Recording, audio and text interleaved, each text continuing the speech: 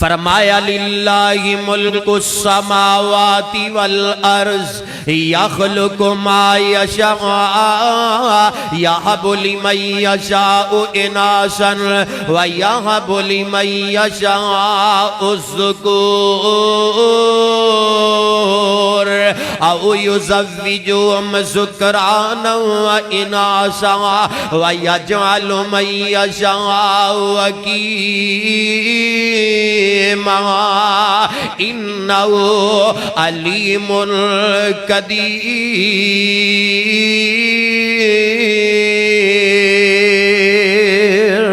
اے ایمان والے ہو، اے بیٹیاں دین والا کون ہے؟ للہ ملک السماوات والارض، او مالک نے تینوں بیٹیاں دیتیاں نے جڑا زمین و آسمان دا مالک ہے، زمین بنانے والا، آسمان بنانے والا۔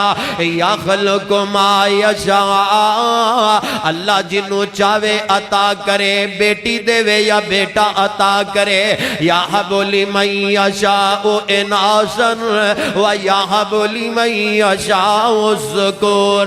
اللہ فرماندے نے یہب لمن یشاء اناثا، قرآن دے الفاظ دے غور کرے آجے دل لگا لو، ذرا تکو میرے ول سے آل کوٹیا۔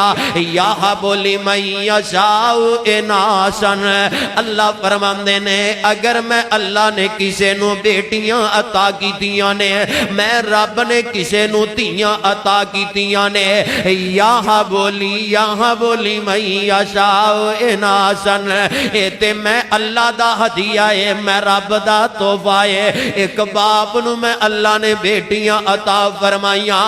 وَيَهَبُ لِمَن يَشَاءُ الذُّكُورَ، میں اللہ جنوں چاہواں بیٹے عطا کر دیواں، میں رب جنوں چاہواں بیٹے بھی دیواں تے بیٹیاں بھی عطا کر دیواں۔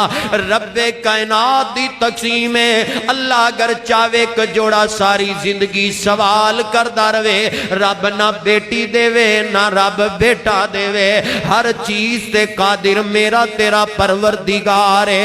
حضرات غور کرے آج معاشرے دے اندر آج بیٹی نو کیوں حقارت دی نظر اندر دیکھے آ جاندہ ہے؟